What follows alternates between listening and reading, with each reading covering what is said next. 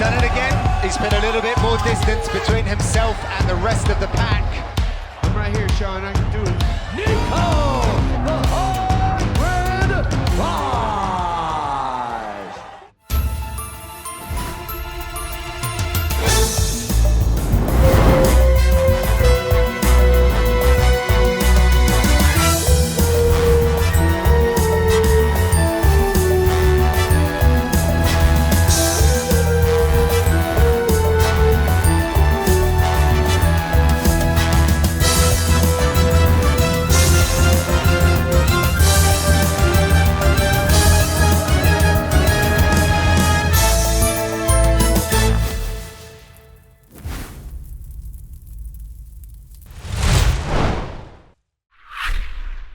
Welcome to UFC Unfiltered. I was talking about Matt Serra earlier today, actually, as I was training, and they were singing your praises. I was learning Kimuras. We have Robert Whittaker today, and we also have Niko Price making his 7th appearance on the show. I can't believe he's been on so many times. But I was this morning, you were at Henzo's. Yes, I was at Henzo Gracie's, and I was. He was showing me how to do from side control, a Kimura, and he was just telling me how to clamp down with my knees and stay close. Like, don't lift up, but stay close when you get it so you don't give anybody space. And he said, he was showing me how to do it. It was really uncomfortable. And he said, you should see Matt when he does it. It's like a cement truck. Like, you're just not moving. He was talking about the pressure you applied. Yeah, you're going to learn how to distribute all your weight correctly. You know, You don't want to be light as a feather. You want to be a heavy little bird. Now you want to make yourself. You're gonna perch. No, I'm only kidding. You're gonna rest your weight, all your weight on that limb.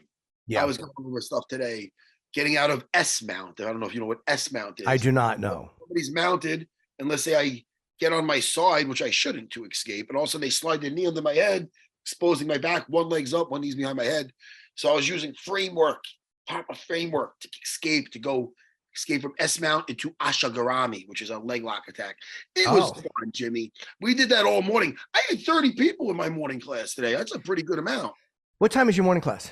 7 a.m., Jimmy. Same here at Henzo's, and I wish I could make it, but I'm off this week, but I'm on the air by 8, so there's no way for me to do it because the class doesn't end till 8. Yeah. Well, for that early here in Long Island, today we had 30 people on the mat, which is nice. That's a lot. And man, even though I didn't roll today, dude, I sweat. I'm showing these moves. I'm sweating, melting. I love it. So that's the way to start the day, Jimmy. That is. Yeah, it really is. And if I was able to do it, I hate putting my glasses on. I don't want to look like a nerd. No, you got to do that sometimes. What an incredible card. And we could talk about the Sean Strickland fight in a little bit. That was also a great fight and a really good card. But this coming up, he looked great against Magomedov, second round stoppage. But let's bring in Niko Price, who is fighting a legend in Robbie Lawler. It's the main fight of the prelims. It's Robbie Lawler's fire fight, which is he is this final fight. Yeah.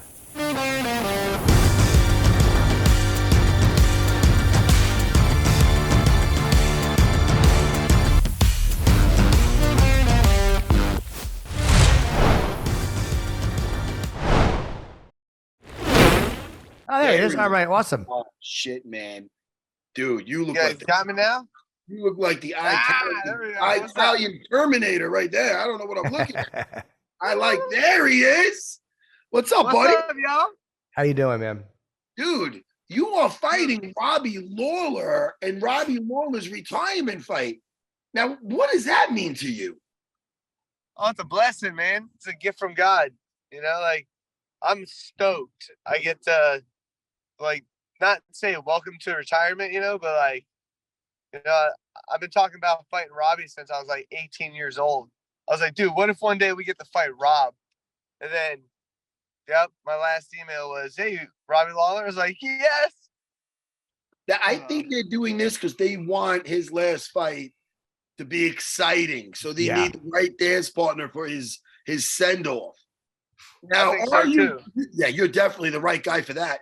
Now, are you comfortable Now we know that Robbie Lawler is one of the nicest, most respected people in the sport. Are you comfortable trying to beat his ass and send him off into retirement? Could you sleep at night doing that? I can, man. You know, Good, because it's just like when I was gonna fight Donald. You know, I've already fought one legend. Now I get to fight another. I'm stoked. Isn't it crazy? Even in Robbie's losses, he's had a few losses as of late, but it doesn't matter. Every fight is just a nightmare for whoever he's fighting. There's never an easy fight. He never goes down quietly. It's never like just a cruising decision. It's always a brawl. So you know that no matter what happens, it's going to be a really tough fight. Oh, we're swinging. We're going in there to swing. Put it that way. I know that. You know, but like you said, no one else has had an easy fight with me either. Right. So they wanted to see some fireworks, so they knew who to get the dance. Like you said, the right dance partner for that one. And when you look at a guy like you said, Cowboy, or when you look at Robbie, these legends of the sport, do you kind of look like, hey, I get to share this experience with him? You know, you want to win the fight, but is that how you're able to do it? Like, I'm sharing this cage with this legend, and the only way to really honor him is to fight him as hard as you can. Exactly. If I go in there and just lay down, that ain't a gift. That's not nothing, you know. Like, I'm gonna go in there and give him everything I got. You know, I left my family for 5 weeks this camp. Oh. Yeah, I came out here. Me and my head coach, boxing coach, we came out to train with Jordan, Not Human Newman, and Duke Rufus, and Ben Askren. You know, I came out here to get some new knowledge in all fields. And yeah, dude, I put my soul into this fight. I'm ready. How is it training with Ben? I saw a photo of you guys on Instagram. He's funky, man. He's good. Great style. It's true. And the funny thing is we can smile the whole time we're doing it. You know, like, and then he broke me down. He broke down my style. He broke down where he thinks I can get better and everything. It's cool. It was a great learning experience. So I had a blast. Ben's a great dude. And he's got a new hip, I believe, right? He's got that new hip. Is he grappling? Is he? Oh yeah. He's grappling hard too. We went at it for like the first time we probably got about 30-40 minutes in, and then the second time we got about an hour and a half straight. I would love to see, it's not gonna ever happen, so I don't know why I'm saying it, but I would love to see Ben Askren fight Jake Paul in MMA rules. No one would, it would never happen, ever. Yeah. But that would be fun though, wouldn't it? To get that back and he can show his Ben, poor Ben. I don't want to say poor Ben, because the guys that know, they know. Like, I know. But like, he had some of his best MMA years just overseas, dismantling people. And then when he got he had the one fight with Robbie, which was controversial a little bit, and it was rough. But I mean, I don't know. I just feel that guy he's got such a fun, funky style that nobody's seen, you know. But hey, listen, you've seen it up close. Yeah, no, his style is it's very similar to mine, just a lot more wrestling. I'm more like a jiu-jitsu based grappler. So he has more like wrestling hips, get-ups, transitions. So it was cool to learn that part, because I learn more as I roll with you. Yeah. So as I roll with you, I'll learn how to adapt to the style that you are. And so like the first time we rolled with him, I didn't know what was going on.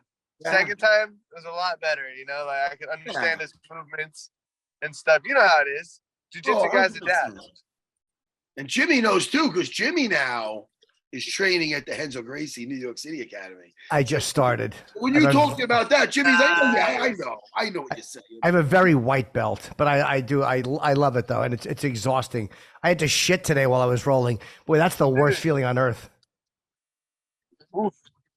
That's when you go. No, that's the worst. I agree 100%. I know somebody's got to. That's when you put someone in a triangle. Yeah, that's a problem. Hey, when you fighting a guy like Robbie, who again you're saying that you've been a fan for so long, so you've probably seen all of his fights.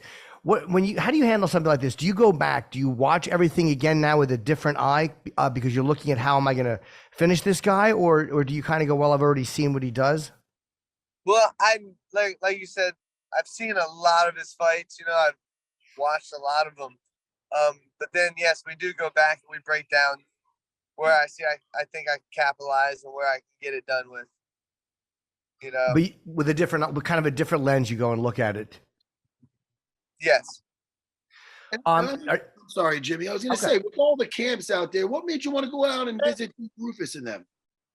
Just my buddy out here, Jordan. He's a southpaw, so I got a lot of southpaw look with him sparring. He's a really high level wrestler, Jordan Newman, and he's a beast. So I got to work with him. He's a young Thundercat. He's like 27 or 26, and he just his pressure, national champion wrestler, beast. So I got to work with him a lot, and he pretty much fights like Robbie. He fights in Bellator at 185. He's 6-0 now, I think. Yeah. Shit, man. So yeah, he's a monster. So I got to do a lot of work with him, and we'll be doing. It's funny because he's like me when I was 26. It was like and even if we're doing drills, we're sparring. It's like, oh, we do an hour of drills and 5-minute rounds of sparring, but it's the whole hour and a half of just sparring this guy. It was a great time. Niko, I think you're a kind of guy that has a hard time sitting still. I don't see you like just lounging around on the couch, or do you? I think you're always out doing something. Are you a guy that's fidgety and hard to sit still and do that? I like moving. You like moving? I like moving, yes. If I'm sitting down, most of the time it's rest days, or I'm resting in between a session. Yes. You know, but since we've been here, we've been at the gym three times a day.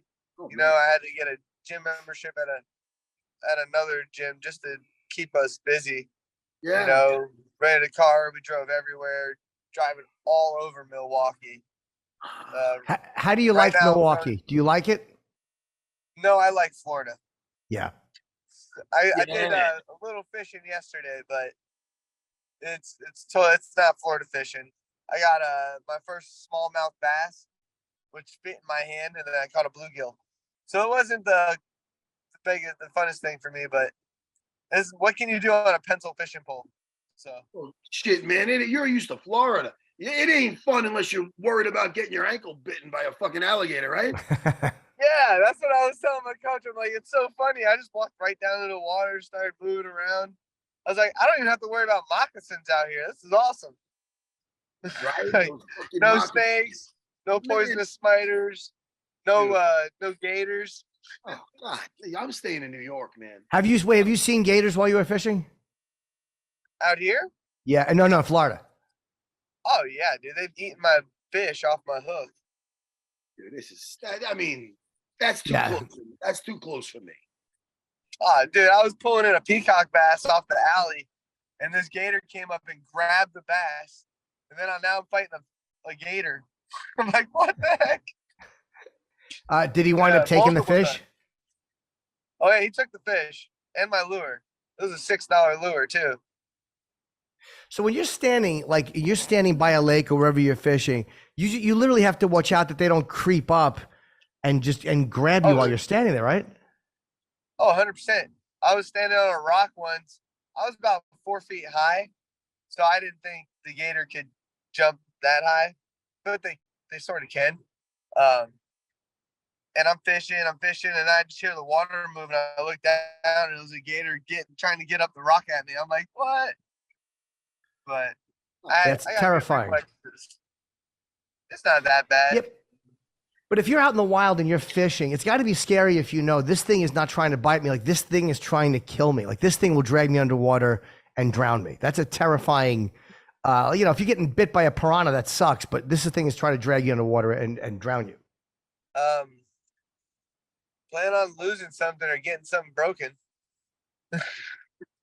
I guess so, yeah. He's gonna lose a foot or he's gonna break the ankle. And you quit, in our prep, it says that you quit smoking marijuana. How long ago did you quit, and what was your reason for it? Did you just not want to do it anymore? Yeah, I just felt convicted by God to stop smoking. So I was sitting out there one day, I took a huge rip of my bong, and then I was like, why am I doing this? And then I just stopped. I was like, yeah, I'm done with this. Quit it. Oh, wow. Did you do it so much where it wasn't even affecting you anymore?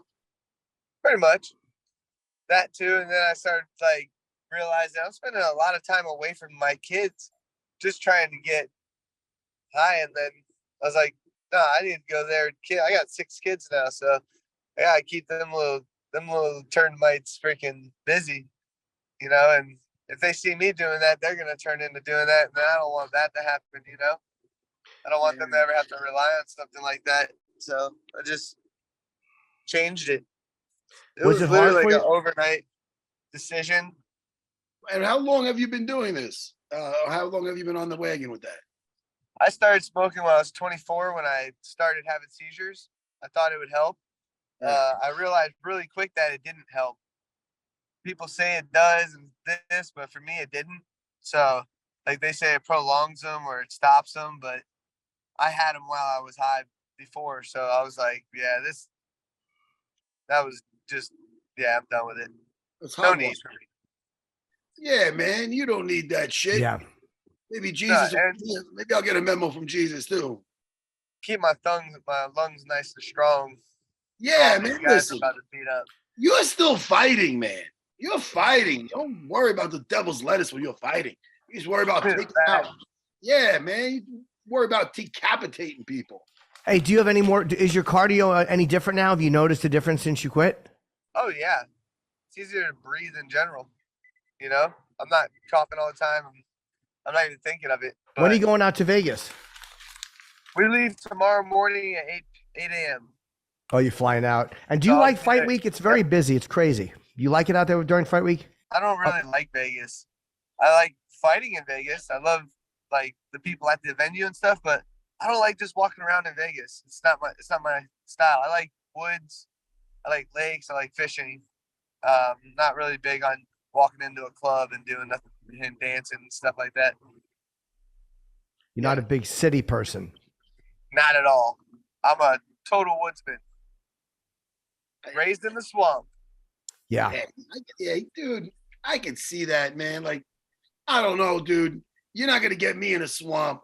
I'm freaked out by everything, even like little funky spiders.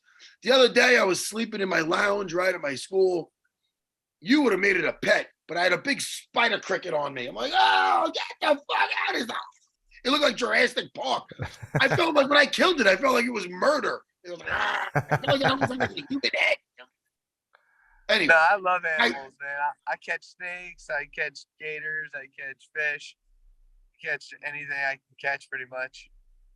Shit, man. You don't get freaked out if your bees freak me out. They don't bother you if they're buzzing around. You can handle it. No, not all the time. Depends if it's a hornet. Yeah, I'll kill the hornets. I'll get them out of there. Yeah. But like honeybees or nothing or something like that, if they bite me, it's whatever. I'll just get off, you know, get out of here. Yeah, I think they kill themselves when they do that, though, the honeybees, right? They sting you. Don't they kill themselves? Yeah, it pops out, the stinger comes out. Yeah. Yeah, all right. Here you go. Well, Niko, look, you're always exciting to have on a card. And what a fight this is. It's the main fight of the prelims. This is probably going to be a brawl with Robbie Lawler. You know, he's fighting to go out in style. And I know you want to make his last fight very memorable for a bad reason for him. You want to go out on top. So good luck on Saturday night, man. This is a great fight. And thanks for coming on. This is your 7th time on the show. It's always great talking to you. Yeah, thank you so much, man. It's a blessing again. All glory to God. I just want to say thank you to everybody who helped me out here. Flow Grown, Florida Boys, Roman Roofer. Yeah. Have a great fight, man. All right, Niko. Talk to you soon. Take care, buddy. Good luck. Lane. All right, be good, man. Or Lane, too. Don't forget about her. Take care, man. God bless y'all. Thanks, Niko. All right, Niko. That's great.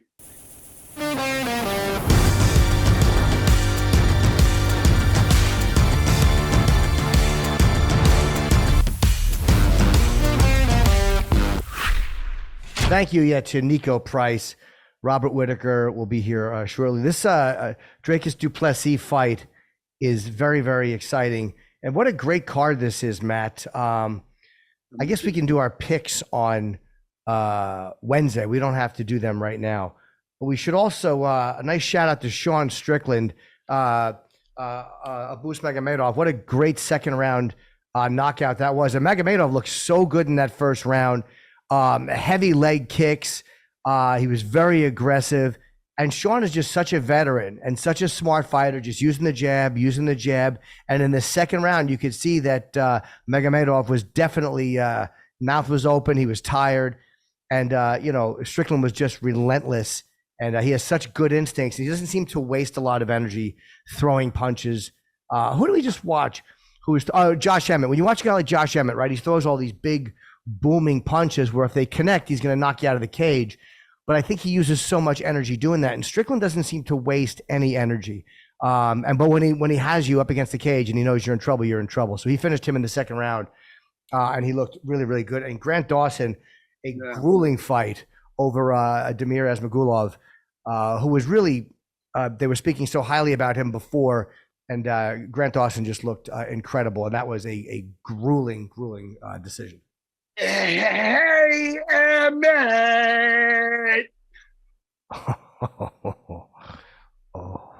Now listen, Jimmy. The kids nowadays, they don't know what Abbott and Costello was. I wish I didn't.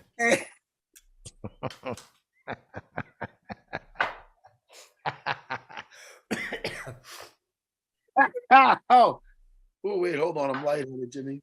You know what's funny? Because the way you have your mic, when you're laughing, people can't hear you laughing. My mic. So no, I don't have a mic. It's the mic on the computer. Right. So the sound just cuts out. So they probably just think that you're staring. If they're not watching it, they think you're just fucking staring at me. I'm laughing too loud. Jimmy, well, back in the day, there was people Google, all the kids out there, Google Abbott and Costello. Yeah. When Costello would get a little scared, he'd go, "Hey, Abbott." Yeah. My rhymes with Emmett. Anyway, who's on first? Let me ask you, what are you doing for the 4th? It's just gonna be a nice chill day at the Serras, you know what I mean? Oh, it's nice. Yeah, we're gonna hang out, take a day off of the school, and just have my in-laws come over.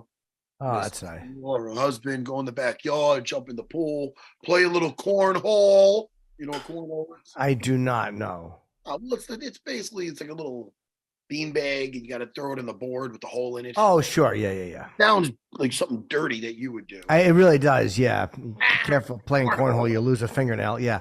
Oh, by the way, Morales over Max Griffin. I thought that was the fight of the night. What a great fight. Max Griffin, the fact that he survived that is insane. He was Morales is 15-0, and he was having a very hard time covering the distance and closing distance. But just Max is as tough as they come, and congratulations to Morales. What was Max Payne's single that I liked? I don't remember, but I remember talking to him about it, and I remember you liking it, but I don't remember. I seem to remember me singing it. I probably blocked that out. I believe I blocked that out. Our producer's going to have it pop up right on the screen. I would hope he doesn't. Max Payne. Max Griffin Payne. Yep. Or Max Payne Griffin. He has a song that I believe is called, come on, producer. I'm trying to draw. I'm taking my time with this so you pop up. Oh, I know what it's called. What? I remember. Who Let the Dogs Out? No, Jimmy. I think you're being silly because that is from the Baja Boys, I believe, right? Is it I don't remember. I remember that song, and I didn't care for it, if you want the truth. Oh, that song was rough, but I used to always bark when they go, yeah. All right, producer. Oh, you're stumped. The producer's stumped. Well, let me see. Listen. Apparently, there's no. Let's see. Max Payne single. Hold on. Let me just try this weird thing called Google. Our producer got stumped. Hold on. Let's see. Producer. But you're not producing me the results I want. Let's see if Jimmy can find it. Let's see. Is it called not the Lunas MPG? Oh, that's Mac Payne was pissed about bullshit book. Oh no, hold on. I'm looking for his song. I know it. If you say SoundCloud, hold on. I'll click to SoundCloud. It's sorry, buddy. It's very slow. It's not going. I would like to throw Jake under the bus, but I don't know if I can because I'm having a hard time getting to his. I remember singing it, and this guy had a rough fight. He hung in there. He deserves some people to download his single. Everybody This is I what I don't want know. you to do. You do the research. Is it bulletproof? Nah, I don't think so. Bang bang. I don't think so. Oh no, that's Griffin Oscar. I put Max. Hold on. All right. Well, listen. And now this is going to drive me nuts. I Max. just wanted I to have to plug know. this guy's song because I liked it, and I feel like if I heard the sound, if I heard the name of it, I could just break right into song. So, as I've said before on this show, that ship has sailed. Let's move Yep. along. All right. All right. Not knocking out fool. All right. No, I can't remember. No. Nope. I couldn't find it either. We did try, but Max had fought he lost the fight. Morales clearly won, but that was just an incredible effort and a great. I love when somebody, like, even when they lose the fight, when it's just a 3-round war like that, and you just can't put them away. Great fight. So congratulations to Morales. Yeah, I'm looking at the up ahead to the. Well, first of all, Kevin Lee had a hard time though. By the way, he was on our fight on our show last week, and you know that Hanat is that guy is. We found him on Dana White looking for a fight. 21-1, yeah. And we weren't even like looking like for a guy around 30 years old. I remember him being like, "Nah, we're not looking." Dana's like looking for a younger guy, and he just went out there and smoked someone. So, you know, we got him on, and now look at him. Now he's doing phenomenal. So good for Hanat. And Kevin Lee, you know, shit happens, man. What sucks is he didn't really get to show too much because he got taken out. But, you know, hopefully we get to see him again in there, man, because, you know, that was a little, you know, it's a shame, you know. He got caught, yeah. Yeah. I'm thumbs upping, Matt. You know why? Ooh. The great Robert Whittaker is in the, I almost said the dressing room. He's in the waiting room. I'm sure. So please bring him in, Jake, when you have a second.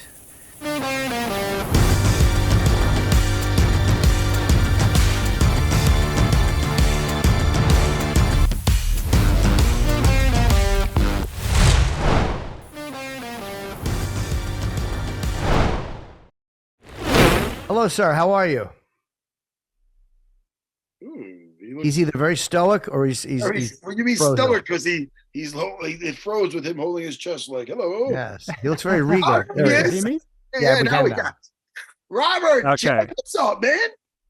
Not much, mate. Just the same old cruising. Are you still doing that? Did you do the video games? I'm looking at your setup there. I don't know where you are now, but did you do the online stuff before? Yeah, I've done online stuff. Like, there's just a headset, like a gaming headset. Oh, it's not a game. Anytime I look at anything, I think it has to do with gaming. That's what you're dealing with. I'm like, oh, what kind of headset's that? But you're not doing that anymore, or are you? Oh, I don't have a lot of time to stream, so I don't go live that often anymore, just because I just don't have time, mate. Yeah. I still play video games. I think you can't stop that. And where are you now? You still home? No, I'm in Vegas. I'm in the New York. Hence the lovely purplish tint to my complexion right now. Oh, okay. Yeah, because I was wondering when did you fly in, and what is the time difference to home to here? A couple of days ago, the time difference is what is it? 14 hours, maybe? I don't know, something like that. It's sizable enough that we have to come early enough to adjust and climatize properly. Well, I'm glad you're here because I was looking at the background and I was like, I remember Robert's house being a lot nicer. What happened? But Downsized, mate. Tough times. And Du Plessis has looked really, really solid. How do you? I mean, you approach every fight the same, I'm sure. But when you get a guy like this, and you know that you have the target on your back, and you're the guy he's probably been watching for a long time, and he's this guy, this highly touted, up and coming fighter.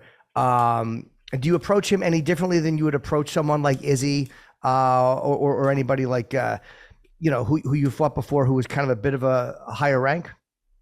Yeah, not necessarily, but I will say with the stipulation that preparing for Izzy's obviously much different to anybody else, just because of the range he has, the height he has, and the ability, like his kickboxing skill set. Like you have to approach that fight differently. But generally speaking, the camps are the same. The work's a lot of the same. My coaches are the ones that watch a lot of the tape, and they make the changes and manipulate the training to cater to my next opponent. But, we look at our opponents and we we say to ourselves, like, what would they be training to try and beat me? And then we start working on those flaws, holes, gaps, or anything like that, just to make sure. So with Dricus, he's a tough dude. He's hungry. He has nothing to lose. He's riding momentum right now. He's going to make this a dogfight. He wants to make it a dogfight. How does he beat me? He makes it a dogfight. Wears me out, scraps it up, makes it ugly, pushes takedowns, tries to land bombs in close. That's how he beats me. But so with that knowledge, that's what I've been training. I've been training to be the dog in the fight, and I look forward to it. This is one of the fights that, I don't know, I just feel like there's a lot of honor to be gained in this fight. He's a pretty respectful guy. He doesn't speak a lot of, spoke a lot of negativities towards me. Like, we're just going in there as two warriors, going to leave it all there and just, put on a good day's work. And I'm sorry, Jimmy. No, go ahead, man. Going into your second fight with Izzy, I mean, it was very. I mean, whenever you're facing somebody that finished you, it's a weird thing. You know what I mean? Because you don't want to repeat performance. You want to do your best. The guy got you out of there. What was now? And then to have the fight you had with him, which was a competitive fight, he got the decision. But now, how does it feel now? Do you feel like I know it sounds, I hate to say moral victory, but after the way that fight went the first time, and then after what you did in the second fight, now after being in there for that long with him, you'd be like, all right, now at least I know this guy's not out of my league. You know what I mean? Like, do you feel a little bit more like, hey man, now I know I could beat him, even though I didn't beat him, compared to your first outing? I know exactly what you're saying, mate. Thank you. I'm trying to say. And and then I'll summarize it for you. Like this, in that first fight, he took my confidence. Yes. In that second fight, I took it back. I like that shit. That's what I want to fucking get out of that. That's what I'm talking about. Because Jimmy, I remember looking before the fight, I'm watching you in there, and I'm like, man, I mean, dude, there's got to be a ball of nerves in there that he's holding together to see where this is going. And then to watch the way the fight played out, I remember feeling like, all right, I don't really feel bad for Robert. Like, that was a good fucking fight, man. And it shows that this could be done. Like, Yeah, definitely. Like, well, you take some of the hesitation out of that second fight that I had and the trepidation leading into some of the strikes, and I win that fight, And you look at a guy like Du Plessis, who is he's a pretty well-rounded fighter. I mean, he beat Till with a neck crank. He's a couple of TKOs, a doctor stoppage, and a decision over Tavares. So like, he's a well-rounded fighter, but he's fought good fighters, but he has not fought the level of fighters you have fought for the amount of time that you've been at the level. You're a much more of a veteran in the sport. And I always say how much I love to watch an up-and-coming fighter against a guy like you who's a veteran who has seen everything. There's nothing he's going to do that you haven't at least seen in the cage before. And I think a lot of times younger fighters are more likely to make a mistake than a guy like you, and you're more likely to capitalize on something he does wrong. No, well, I think experience plays such a strong factor in the fight game and in the fight world, in all sports across the board. But I don't know. I feel like it shows. You can see it when two guys with the decisions they make in the octagon. I understand he's got fights under his belt. I understand he hasn't fought names like I have, but every fight is essentially the same. Your opponent's trying to take you out of there. He's trying to take you out, and that comes with a lot of the same nerves and a lot of the same setups, moving into a fight. I can't underestimate that. And then, like I said before, he's a guy that has nothing to lose. He's a young dude, up and coming, hungry for it. Everyone expects him to lose to me just because of what I've done. He's got nothing to lose, and that is so damn. A man with nothing to lose is dangerous, and I respect that danger. What do you think you need to do to get another title shot? Because you fought Izzy twice. And I think, if I'm correct, the two guys he hasn't fought that are in the top 10 are Strickland and Du Plessis. I think are the only two people that he hasn't fought yet. So what do you think your path would be to get back to a title shot? beat Dricus, beat the next guy, beat everyone. You know, it's that's the beautiful thing about this sport, I guess. And if you just keep winning, eventually you'll get to where you want to go. They have to. Yeah. Did you see Sean Strickland's fight over the weekend? I did, and I will tell you, he's starting to grow with me, dude. I like him. The guy is funny as hell, I think. Dude, he's grown on me so much. Yeah. Did you think Magomedov was a little too spent a little too much energy in the first round? Because he looked so really good in the first round, and it just seemed like Strickland was kind of just jabbing and playing it very smart. But he seemed like he was very, very. By the end of the first round, you could see Magomedov he seemed like he was a little winded, and I'm wondering if that was part of what Strickland wanted to do to him. It's hard to say. Strickland definitely likes those that sort of pressure style, pace setting fights. I think maybe this is one of those times where experience and fighting high caliber dudes shows itself a little bit, because you see just the way they approach that first round moving into the second. And the thing is, we cannot discount some of the significant strikes Strickland landed on Magomedov, because it seemed like, and tell me if you agree, it seemed like all of a sudden someone flicked a switch and Magomedov just wanted to get out of there. Like he did not. He was like, this fight ain't fun anymore. Yeah, he was landing some heavy leg kicks. I love big, heavy leg kicks and front kicks, and he was landing a lot in the first. But I guess it wasn't. Strickland was just seeming like he was applying pressure. But again, that jab, he's just so measured, and he doesn't seem to waste a lot of punches, and he doesn't seem to waste a lot of energy. Yeah, he's got a very unique striking style that is unique to him. Just how upright he stands, where he throws his hands from. You know, it's a different sort of style. Did you ever see this in the gym? I've seen it before, and it reminded me of that fight where a guy who's not really in shape wants to spar, and he goes off, leaves everything in round one, and he's like, all right, I'm done. And it's like, oh, we got round two coming up. There's some guys, they want to get something in, so they'll get something in, and then they're supposed to do a few rounds.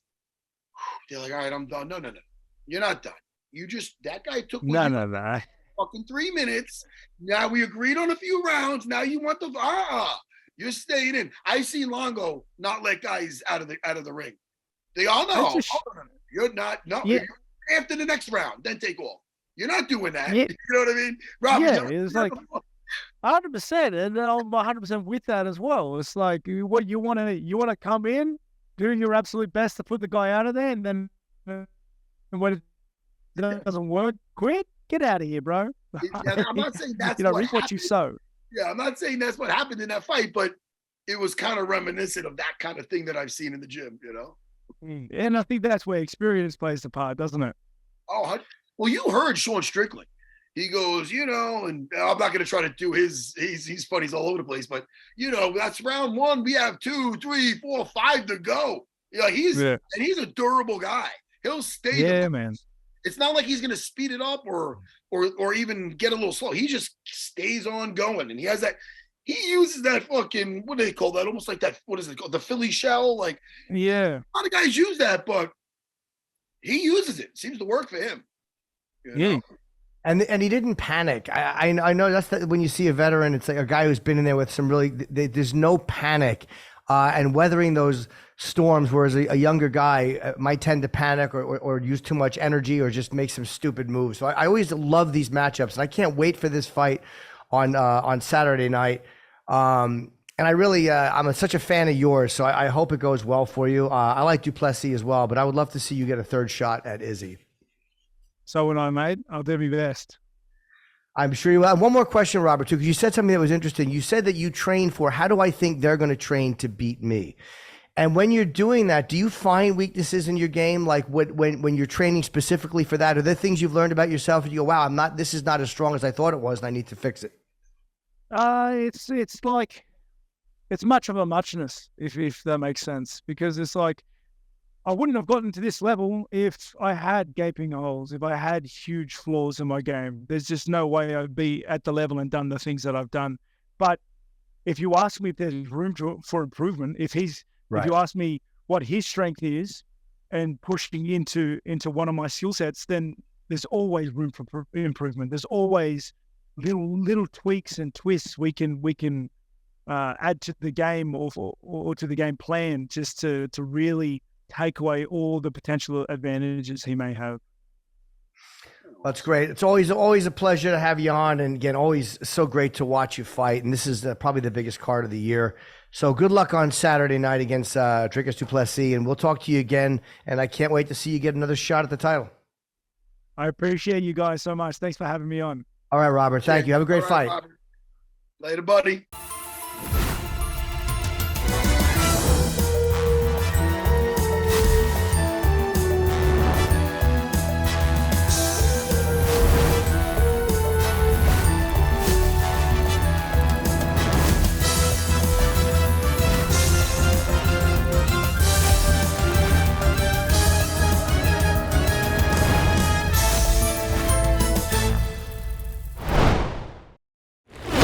Listen, I always like, but he's such a likable guy. He's great, yeah. I went to a lot of Machine Gun Kelly and him and